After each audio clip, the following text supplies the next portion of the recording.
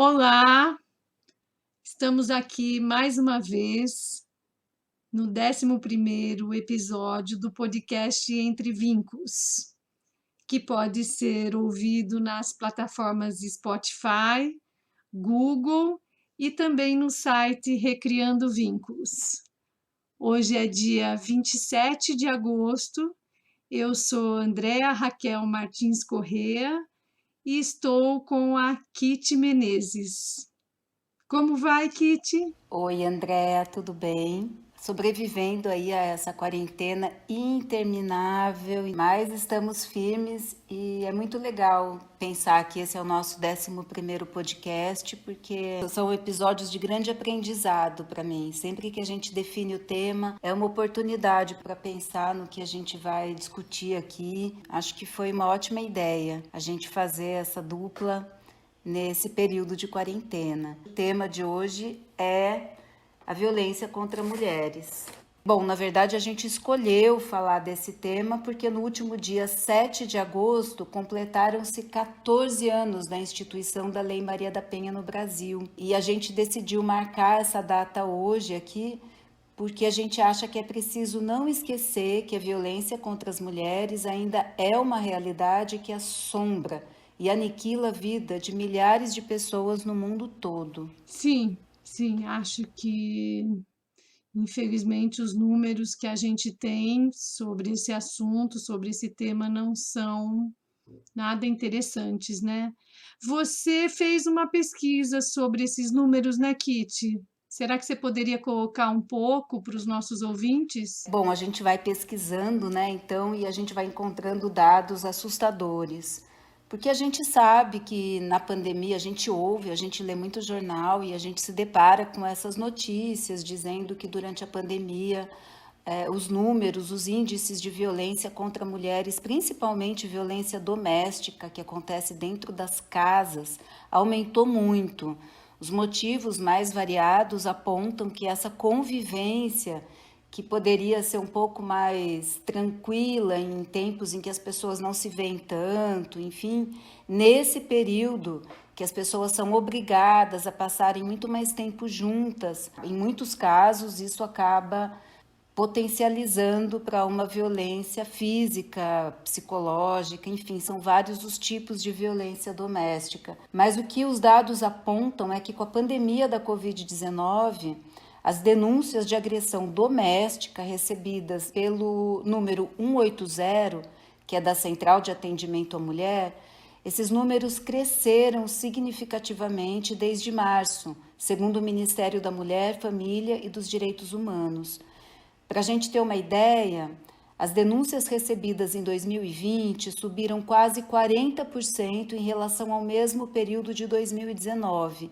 Isso referente ao mês de abril, se eu não me engano. Pois é, nós temos também notícias, informações, algumas pessoas eu venho acompanhando, inclusive, como terapeuta, por exemplo, da violência contra pessoas transgêneros, então, que tiveram que voltar a morar com seus familiares e que não são aceitas por conta da questão de gênero, da sexualidade, e que acabam sofrendo violências domésticas, portanto, né? Então, creio que sim, que o contexto da pandemia obrigou, né, tem obrigado esses novos formatos, né, um reencontro familiar que nem sempre é um reencontro. Muitas vezes os conflitos que já haviam, né, já existiam, as discordâncias, e o fato de então ter que viver junto novamente fica muito, como você disse, potencializa as questões que normalmente já estavam colocadas, né? Então, essa violência doméstica é tão difícil falar desse assunto, né? Porque assim, de certa maneira, nós somos ensinados a pensar que a família é um núcleo protetor, acolhedor, né? Saudável, com uma dinâmica muito positiva, digamos assim, né? E isso não é verdade. Acho que pode até corresponder a uma parte das famílias, tanto de classe média, quanto de classe baixa, quanto de classe alta. Mas nós não, é muita ingenuidade nós ficarmos com esta imagem como dominante, né? A imagem da família doriana, como se falava antigamente, dos comerciais Doriana, ela não corresponde, hipótese alguma, à realidade. Nós temos aí cerca de metade das violências contra a criança, da chamada violência doméstica, incluindo estupro, abuso sexual e a violência contra a mulher, ocorre na instituição familiar, dentro das famílias. Sempre bom lembrar que também ocorre nas famílias mais abastadas, na nossa classe média, né? E nas classes altas também. Talvez apareça menos essa violência doméstica que ocorre nas classes médias e altas, né? Mas eu acho que a gente pode avaliar melhor e a gente pode falar do Nelson Rodrigues a respeito disso, né?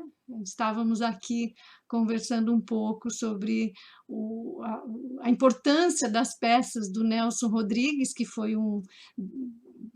se não o maior, acho que sim, né? Acho que o maior dramaturgo brasileiro do século XX, morreu em 1980, e as peças dele, podemos dizer que foram uma espécie de tratado da loucura familiar, né? Do moralismo familiar, da pedofilia, do abuso sexual, do racismo dentro das famílias e incesto, né?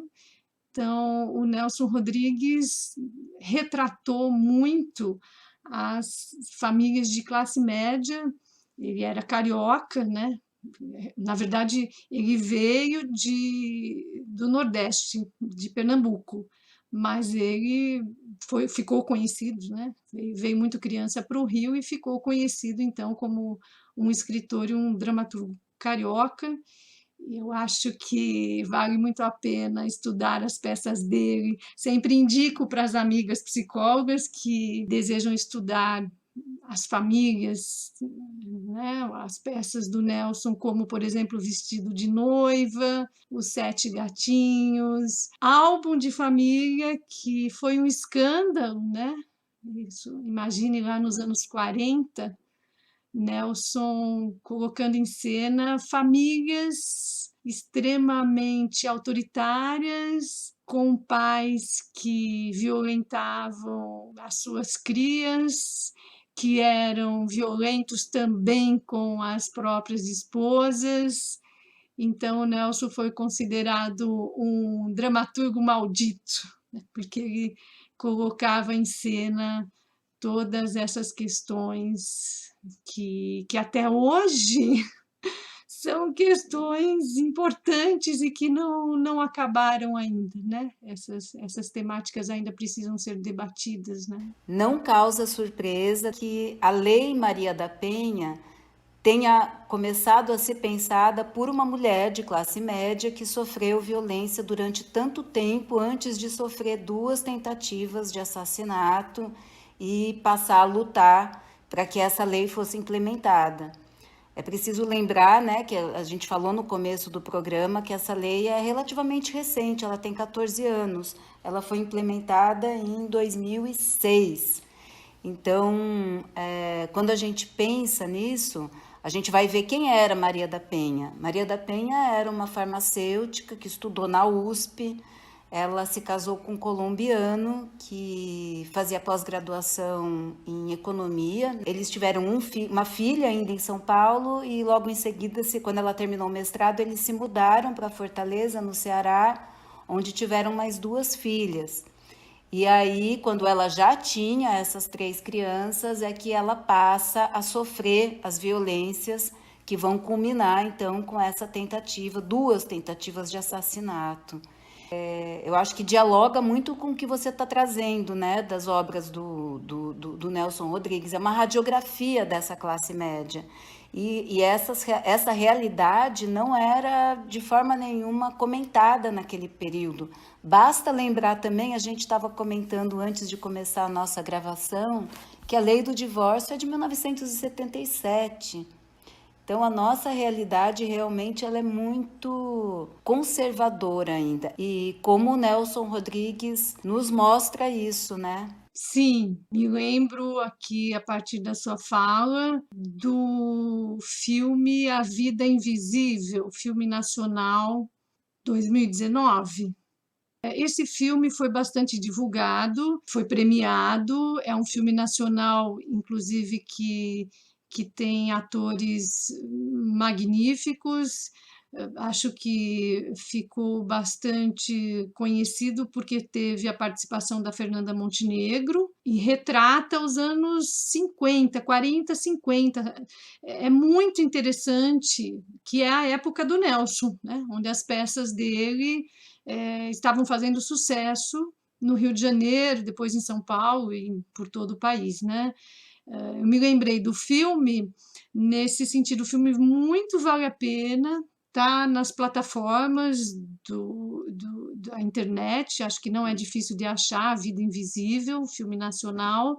Eu achei um filme muitíssimo delicado, indiquei para alguns clientes, para algumas pessoas, porque traz uma realidade daquela época, focando nas mulheres e nas relações entre pais e filhas, são 2 irmãs, né? O filme foca nisso, e é como se a gente estivesse assistindo um pouco a história das nossas avós, né? Bisavós e avós, né? Das nossas avós. Eu diria minhas avós, porque eu nasci em 1970, né? E você também diria, acho que avós, né? E aí nós acompanhamos, então, essas mulheres, como elas eram tratadas pelos seus maridos e como era considerado normal, era normal aquele tratamento, né? A maneira de ter relação sexual, por exemplo, né? A maneira de controlar a vida das filhas. E eu não vou falar o que acontece, não vou assim dar detalhes sobre o filme, mas até para as pessoas que eu recomendei que vissem o filme, elas me trouxeram isso, né? Que eu concordo, que é como se nós estivéssemos em contato com a vida das nossas avós. Será? Daí as pessoas ficaram se perguntando, né? Será que a vida da minha avó foi mais ou menos isto? Como é que era ser mulher antes dos anos 60, 70, no qual houve uma grande, digamos assim, pelo menos culturalmente, de certo ponto de vista, houve uma mudança de, de conceitos e de valores a partir dos estudos, dos chamados estudos feministas, né? E da chamada Revolução Feminista, né? Eu acho que houve mudanças importantes, precisam haver ainda mais mudanças, mais novos paradigmas, novas formas de pensar, de se relacionar. Eu me lembro que minha avó não era de muitas leituras. A leitura era uma coisa mais masculina, era uma herança mais do meu avô, assim. Ele era uma pessoa mais interessada. Mas se a gente for pensar que estímulo, né, tinha uma mulher no começo do século, com algumas exceções que a gente conhece, que, enfim, a gente não, elas não tinham esse incentivo para ir à escola, para continuar. Quer dizer, a gente vê que nas séries e nos filmes que a gente assiste, o castigo de uma mulher que era mais ousada era exatamente parar de ir para a escola e ficar em casa e receber uma educação doméstica, né, para o casamento mesmo. É muito revelador quando a gente consegue assistir um filme desse, consegue fazer esse link com essas vidas que são das nossas avós, que são tão próximas da nossa, né? Quanto disso também a gente não traz, quanto disso a gente também não reproduz. A gente tem que olhar, questionar para poder mudar, transformar, né? É uma coisa bem maluca, assim. Bom, tem muitos filmes que vão tratar a questão da violência contra as mulheres. Eu me lembrei de um também, que é da Chantal Akerman. É um filme de 1977. A Chantal Akerman é uma cineasta belga e ela faz um filme mostrando a vida de uma mulher chamada Jane Dillman. E ela mostra o cotidiano dessa mulher. Ela é uma mulher viúva que mora com seu filho num apartamento, e que é acordar, cuidar da casa, fazer comida. E aí ela vai mostrando 3 dias da vida dessa mulher. É um filme longo, é um filme com mais de 3 horas, e a gente acompanha esse cotidiano, que é um cotidiano envolvendo essas funções domésticas mesmo, limpeza, cuidado. E essa mulher, ela também se prostitui para cuidar desse filho. Então é um filme que traz também várias questões que a gente poder debater, né? O que se espera de uma mulher e o que realmente acontece. Como é que ela se vira dentro desses contextos em que ela não tem essa figura masculina para prover, enfim, né? Acho que a gente pode fazer vários desdobramentos aí. Bom, essa é a realidade de muitas, mas muitas famílias. Eu não tenho dado específico aqui, podemos trazer outras histórias, né? Como você está falando, eu estou me lembrando, por exemplo, da minha própria avó, né? Que mãe do meu pai, que foi uma dessas mulheres chefe de família, né? O meu avô foi embora e ela ficou com as 4 crianças. Isso foi nos anos 40, final dos anos 40 e início de 50. Acho que a realidade de hoje ainda é muito esta, né, das mulheres que têm que chefiar as famílias e conviver com uma série de violências e essa é a crítica, talvez, né, do chamado feminismo negro, também do feminismo interseccional, que as mudanças que começaram a ocorrer nos anos 60 e 70 não foram tão amplas, não foram para todas as mulheres. Então, as mulheres negras são as mulheres ainda hoje mais prejudicadas por toda uma série de violências. E das mulheres indígenas também, enfim, né? Acho que a gente também não pode esquecer das mulheres que estão imigrando, que chegam aqui como imigrantes, muitas vezes também sozinhas. Eu acho que é uma discussão muito importante, porque a gente perde muito essas memórias, né? E a gente começa, eu estava comentando com você um pouco antes também, que às vezes quando eu sou professora, e às vezes em sala de aula, quando a gente vai trazer uma discussão, muitas vezes essa discussão é recebida como uma coisa acabada, né? Como se o feminismo já tivesse, ou os feminismos já tivessem realizado as mudanças que tivessem que realizar, que o que aconteceu foi uma injustiça, mas que é passado e não se fala mais disso. E na verdade não, né? A gente ainda está recuperando várias coisas, a cada dia a gente descobre uma violência aqui, uma violência lá, coisas que a gente não entendia como violência. A própria violência obstétrica, a gente trazendo aqui as nossas experiências, eu sou mãe de 3 filhos e eu fiz os meus partos todos normais na década de 80 e 90, e quando eu comecei a me deparar com o tema da violência obstétrica, eu me identifiquei muito, porque eu ouvia aquelas coisas, né? Cala a boca, o bebê não vai nascer pela boca, coisas do tipo. E que a gente não achava que era violência, não entendia como violência.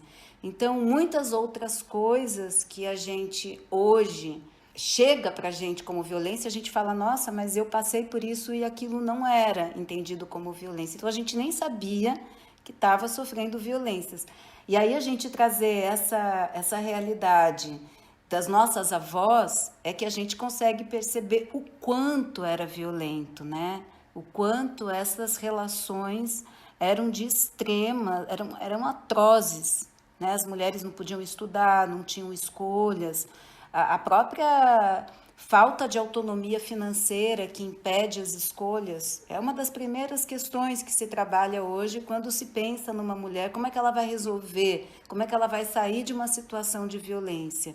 E aí, se a gente trouxer isso para esse contexto de pandemia, isso é muito mais grave, né? Ela acaba não tendo como escolher, né? Como recusar esse lugar de ser violentada diariamente, cotidianamente.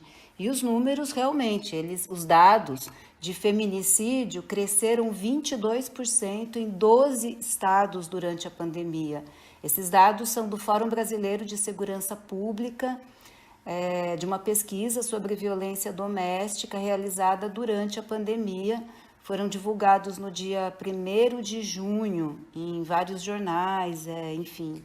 São dados assustadores e é bom lembrar que muitas vezes as mulheres que decidem encerrar a relação, se separar, né? Porque às vezes nós ouvimos comentários do tipo, mas ela ficou, mas ela quis, que eu acho lamentável, assim, né? Não é possível, não é tão simples assim, né? Então, nós vemos muitas situações, inclusive, de perseguição e assassinato, justamente porque a mulher se separou, né? Tem um filme que eu gostei muito e acho que em algum momento escrevi no meu blog sobre o Custódia.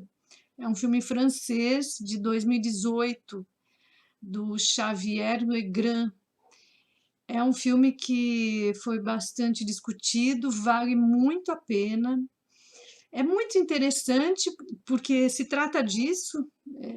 Na verdade, o filme é narrado a partir do olhar do filho da criança, por isso o filme se chama Custódia, porque o casal está discutindo na justiça a guarda e o filho, então, não quer ficar, não quer ir com o pai. E essa história se passa na França, no interior da França. Difícil, muito difícil de assistir, mas é excelente, recomendo, porque às vezes a gente pensa que, inclusive, esta realidade é só dos países, digamos, né, de terceiro mundo ou da América Latina, e não é. Então, a reação, o que o ex-marido, o pai, é capaz de fazer, né, para a família é impressionante. Impressionante. Como é muito impressionante o Elegia de um Crime, que é um filme mais recente, que é um documentário do Cristiano Burlan, que tem outros documentários dele. E neste filme, nesse documentário, ele conta a história e vai buscar a história do assassinato da mãe. A mãe foi assassinada pelo companheiro, que não era o pai dele, era um namorado, e eles estavam morando juntos. E o documentário Elegia de um Crime está sendo bastante discutido ainda, né? Está nas plataformas, estava na plataforma do Sesc recentemente, não sei se está mais, e acho que vale a pena assistir, porque muitas vezes são realidades que as pessoas não sabem, né? Ou têm dificuldade de acreditar que é real. Já ouvi esse tipo de colocação, mas será que é verdade? Infelizmente é verdade. Infelizmente é verdade. Sim, é fato, sim, que estas coisas acontecem com muita tristeza, né? Nós sabemos que isso acontece. Agora, é bacana lembrar e comentar, né, que estes homens, ah, eles também precisam de tanto da punição quanto de ajuda. Então, hoje em dia, muitos grupos estão sendo montados, grupos de terapia, envolvendo vários profissionais, com agressores, inclusive agressores que estão presos. E o resultado tem sido muito bom, né? A reincidência fica em torno de 5, 10%. Então, a resposta positiva dos homens agressores ao tratamento, à educação, principalmente ao tratamento, né? Grupos de terapia, terapia individual, tem sido muito positiva mesmo. Que eu acho que a gente tem que lembrar, né, que as pessoas não nascem assim ou assado, né? As pessoas não nascem violentas, por exemplo, as pessoas se tornam. Então, eu acho que entendo que nós temos uma cultura muito violenta que acaba formando valores de poder, de domínio e de morte. Então, esta cultura, ela precisa ser enfrentada. E nós temos visto também outros grupos que não têm a ver com homens agressores, mas que têm a ver com homens que estão tentando se rever como pais, como namorados, como companheiros, e que estão formando grupos que estão sendo chamados, né, os grupos de masculinidade. Eu acho que é muito bom isso, uma excelente notícia e uma busca por um novo olhar, por uma nova psique, né? Por novas relações, partindo dos homens, agora, né? As análises que eu acompanho sobre isso são assim, que as mulheres mudaram desde da segunda metade do século XX, e os homens não mudaram tanto. Então, agora eles começaram a correr atrás do prejuízo, brincando um pouco com essa história, né? E estão também buscando transformações. Acho que a gente tem chance disso, de transformações. Eu entendo também que a gente tem que desconstruir muita coisa, né? Nesse primeiro momento, quando a gente pensa em ações contra a violência doméstica, contra a violência de gênero, a gente tem algumas coisas que eu acho que vale a pena mencionar aqui. Por exemplo, as promotoras legais populares, que é uma rede de mulheres que tem em várias cidades por todo o país e que trabalham para formar outras mulheres, de modo que o número de pessoas preparadas para atender mulheres em situação de violência ou crianças, né? A gente precisa sempre lembrar também que há crimes que são praticados contra crianças. Então, as promotoras legais populares, elas podem ser acessadas em casos de violência de gênero, além do número 180, que é do governo federal. E a gente tem também o mapa de acolhimento, que mostra os lugares onde... Como é que essas pessoas podem, além de pedir socorro, para onde que elas podem ir, como elas podem ser acolhidas, né? E também agora, em época de pandemia, uma das ações que eu vi também na internet era as mulheres poderem riscar com batom ou uma caneta um X na mão, na palma da mão, e aí ela poderia se dirigir a alguma farmácia cadastrada para que esse pedido de socorro fosse compreendido além das palavras. Então a gente vê, sim, tem muitas iniciativas, muita coisa mudou, as mulheres têm hoje um acolhimento, não só nesse sentido, mas também com relação à culpa, né, como você colocou. Por que ela não foi embora desse relacionamento se era tão abusivo? E hoje a gente percebe que o discurso é outro, as mulheres elas se compreendem, elas são capazes de perceber que é muito mais complicado do que simplesmente um gesto de ruptura, né? Então acho que vale super a pena a gente pensar nisso e continuar desconstruindo os nossos comportamentos, porque toda essa violência ela é estrutural, né? Ela faz parte das nossas relações e a gente tem que se repensar muito para poder perceber tudo isso, né? Acho que é isso. Sim, acho que por hoje é isso. A gente vai ficando por aqui, né? E agradecemos os nossos ouvintes. Estamos abertas a sugestões. Site recriandovincos.com.br, Spotify e Google Podcast. É isso, Kitty? É isso, a gente agradece os ouvintes, as ouvintes e até a próxima. Até a próxima!